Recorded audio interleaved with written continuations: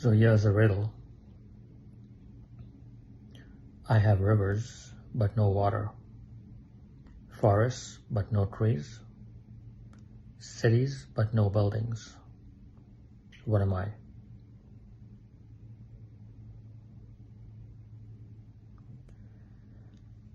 So your maps, your models, and your symbols are always incomplete. They will show you where the rivers and the forests are, but they have no water or trees. So your models are always incomplete. The territory is always more detailed, more direct, and more dynamic. And the territory can also change in an instant, which means that your maps and your models will now need to be updated. They will need to be amended. But are they ever amended? Does your map and model account for these changes?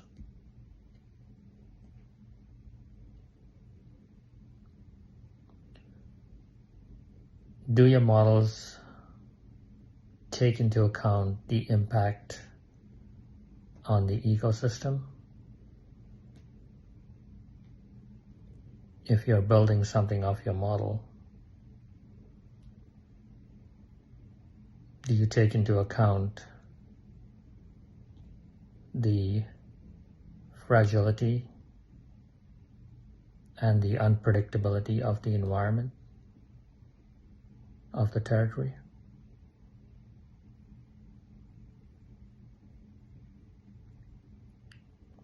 Does your model account for what may happen 10 or 20 years or 50 to 100 years down the road?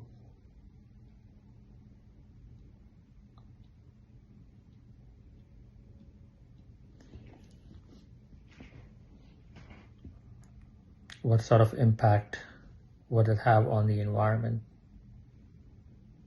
Does your model account for that?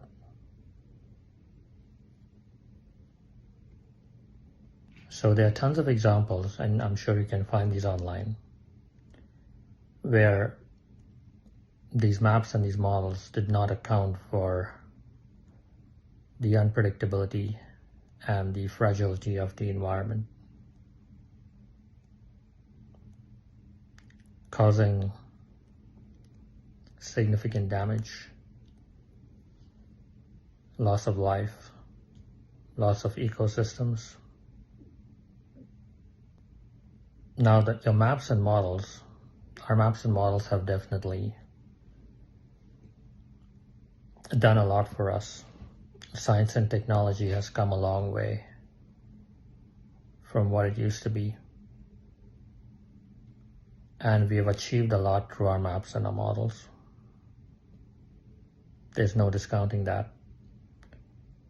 We have sent our spaceships to the moon. We have built spaceships, first of all, which we have sent to the moon, sent to explore other planets beyond Earth. We have put some amazing telescopes in space. We have figured out that our galaxy is just one galaxy amongst billions of other galaxies. So we have definitely learned a lot, achieved a lot thanks to our models and our maps.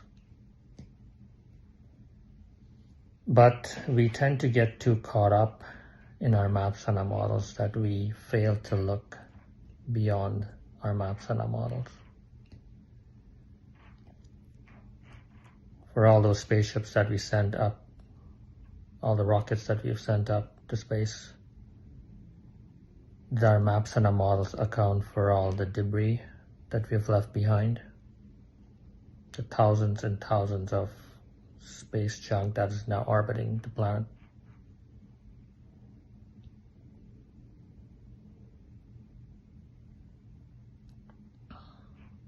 what may happen 10 or 20 years down the road to all that junk. Is it just going to keep accumulating and accumulating?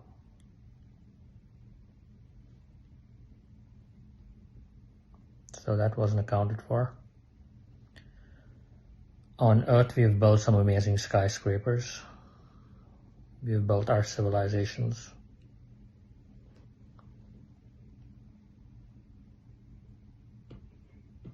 But in order to build all that, we've had to destroy something else. We have to destroy the planet. We have to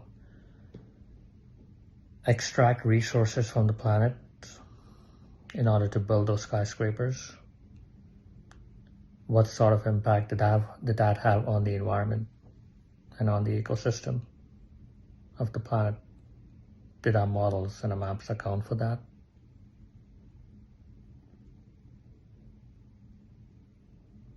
Probably not.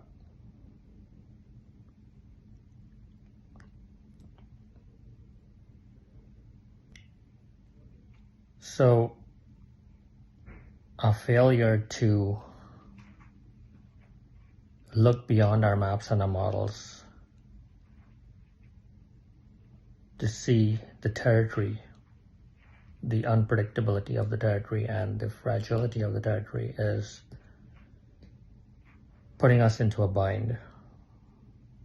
It's causing some long-term destructions to our environment.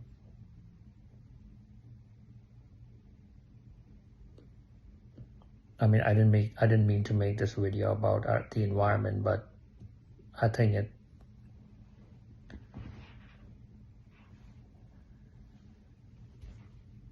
it's important to talk about it if we are talking about how we use our maps and our models to build our civilization on our environment. So it's definitely affecting our environment. We are definitely polluting the environment by doing all this, pumping carbon into the atmosphere, which is causing problems in our health, affecting the climate, causing these strange and damaging weather phenomena.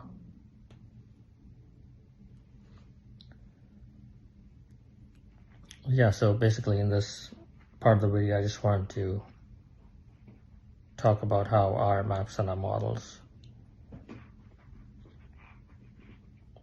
are not the territory, in the sense that they do not account for these unpredictable and foreseeable changes that may happen if we overlook the territory